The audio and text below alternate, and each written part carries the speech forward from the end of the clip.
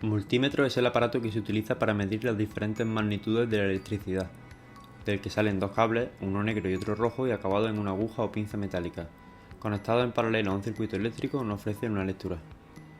Según las magnitudes, conectada en paralelo o en serie a un circuito eléctrico nos ofrece una lectura. Según las magnitudes seleccionadas en el selector que se encuentra en la parte frontal del multímetro, podemos medir corriente y resistencia conectando el aparato en serie y en tensión conectándolo en paralelo. Es importante seleccionar el rango de intensidad para evitar dañar el multímetro, y para las resistencias debemos ajustar el selector al rango más preciso y medir sin corriente. Según cómo la electricidad se produce, en una pila la energía acumulada fluye entre los polos al cerrar el circuito de manera constante en un sentido, mientras que la producida mediante un alternador se compone de picos de valor eficaz de tensión y corriente que fluyen de un polo al otro constantemente. La corriente continua es útil porque se puede almacenar y la alterna permite mejor tiradas largas de cable para realizar el suministro. El multímetro necesita que diferenciemos entre estos dos tipos de corriente para medir voltaje.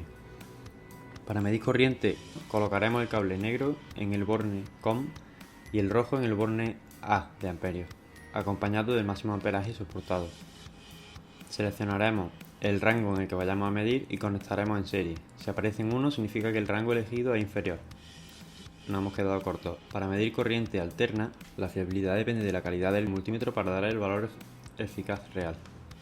El voltaje se medirá en paralelo y tendremos que seleccionar entre corriente alterna o continua, en un rango superior al que vayamos a medir. Por ejemplo, al medir la corriente de una instalación trifásica, de según donde esté, entre 220 y 260 voltios, encontraremos en el selector el valor de 500 voltios generalmente. La sección marcada con la letra omega utiliza la ley de Ohms para calcular el valor de una resistencia. Conectando los bornes en cada lado de la resistencia, cerrando un circuito en serie con el multímetro y ajustamos el selector para obtener los dígitos necesarios.